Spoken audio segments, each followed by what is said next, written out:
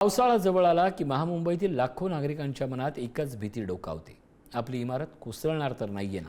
कारण यंदा महामुंबईतील तब्बल 827 इमारती अति धोकादायक तर 18,000हून अधिक इमारती धोकादायक घोषित करण्यात आल्या आहेत। पालिका आणि म्हाडा नोटिसा देतात, पण रहिवाशांच्या पुनर्वसनाचा प्रश्न मात्र अजूनही अधांतरीचा आहे।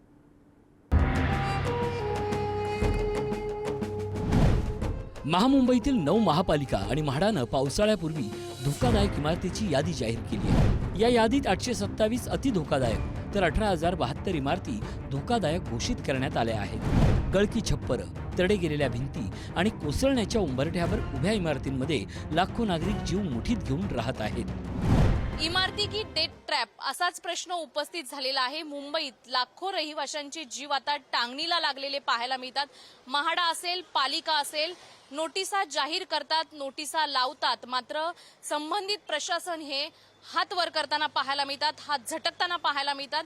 सध्या मी मुंबईतल्या अशाच काही इमारतींच्या बाहेर उभी आहे आणि आपण पाहतोय मुंबई महानगरपालिकेने किंवा म्हाडाने या इमारतींना अति धोकादायक अशा नोटिसा बजावलेल्या आहेत। समोर जर पाहिलं तर इथे अनेक रहिवासी राहतात। विशेष म्हणजे केवळ कागदी घोडे नाचवत इमारत रिकाम्या करण्याच्या नोटिसा चिकटून यंत्रणा आपली जी जबाबदारी आहे ती झटकताना पाहायला मिळते। लाखो रहिवाशांचा जीव आहे तो आता टांगणीला लागलेला पाहायला मिळतोय। मात्र सरकारी जे यंत्रणा आहेत किंवा पालिका प्रशासन जे आहे केवळ बळी जाण्याचं वाट पाहतोय का काय, असाच प्रश्न आता उपस्थित झालाय। दरवर्षी पावसाळ्यात इमारती कोसळण्याच्या घटना घडतात आणि जीवितहानीनंतर प्रशासनाची नेहमीची प्रतिक्रिया असते, नोटीस दिली होती। मात्र प्रश्न असा आहे की नोटीस दिल्यानंतर त्या रहिवाशांचं काय? पर्यायी घरं नाहीत, तात्पुरत्या निवाऱ्याची कमतरता आणि पुनर्विकासाची अनिश्चितता यामुळे अनेक कुटुंब धोकादायक इमारती सोडायला तयार नाहीयेत। म्हाडाने जसं सांगितल्याप्रमाणे आमचा पूर्वीचा जो अनुभव आहे त्याप्रमाणे माहुलगाव किंवा मुंबईच्या बाहेर जास्त करून आम्हाला घरं द्यायचं म्हाडाचं हे आहे, तर त्याच्यामुळे प्रत्येकाला ते शक्य नाही। कारण कोणाच्या घरात आजारी आई आहे, कोणाची आजी आहे, तर आजारी माणसं पण भरपूर आहेत, वयस्कर माणसं भरपूर आहेत। आज या बिल्डिंगना नाही म्हटलं तर 110 वर्ष झालेली आहेत। ही 4थी-5वी पिढी इथे कार्यरत आहे सध्या इथे। तर आम्ही अपेक्षित आहोत की रिडेव्हलपमेंट कधी होत आहे। आज साधारण 19,000 बिल्डिंग आहेत पूर्ण मुंबईभर, पागडीच्या चाळी आहेत आणि 20 लाख रहिवासी त्याच्यामध्ये राहत आहेत। पण सरकार याचा कुठे विचारच करत नाही या गोष्टींचा की एवढे रहिवासी इथे राहत आहेत। पालिका सांगते इमारत रिकामी करा, पण आम्ही जायचं कुठे? पर्यायी घरांची हमी नाही, भाडं किती दिवस मिळेल याची खात्री नाही, हाच या रहिवाशांचा सवाल आहे। आता आमची 4 पिढी इथे गेली, असं आम्ही हे करायचं। शाळा इथे आहे, बाजार इथे आहे, सगळं इथेच आहे, हॉस्पिटल आहे। पण तुम्हाला दुसरं घर शोधायचं म्हणलं तर परवडेल का? तेवढी इन्कम आहे का घरात? आमच्याकडे एवढी इन्कम नाही। आम्ही लोकांची भांडी घासतो। पाणी पण आतमध्ये येतं, पण काय करणार आता? हे वरून सगळं हे पडतं, सिमेंट सगळं वरच्या मजल्यावरून। किती आम्ही खोली व्यवस्थित केलं तरी वरून त्यांचं पडतच असतं। पावसात सगळं पाणी आतमध्येच येतं ना आपल्या। वाटते तर भीती, काय करणार? जाणार कुठे आम्ही? आमचा माणूस रिटायर आहे, आमच्याकडे कमाई नाही, आम्ही जाणार कुठे? आता काय, आता वय झाली, आम्ही काय करणार? आमचं काही होत नाही आता।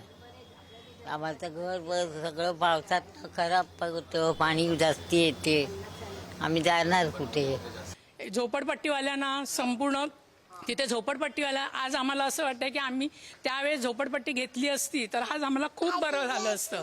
की झोपडपट्टीवाले सगळे ब्लॉकने राहायला गेलेले आहेत आणि आम्ही आता इतक्या वर्षात आम्ही संपूर्ण परिस्थिती आमची इतकी बेकार झालेली आहे की एकदम बिल्डिंग सगळ्या जीर्ण झालेल्या आहेत। ठाण्यात सर्वाधिक 4,437 इमारती धोकादायक घोषित करण्यात आल्या आहेत। त्यामध्ये 93 अति धोकादायक इमारती असून जवळपास 3.5 लाख नागरिकांचा जीव धोक्यात आहे।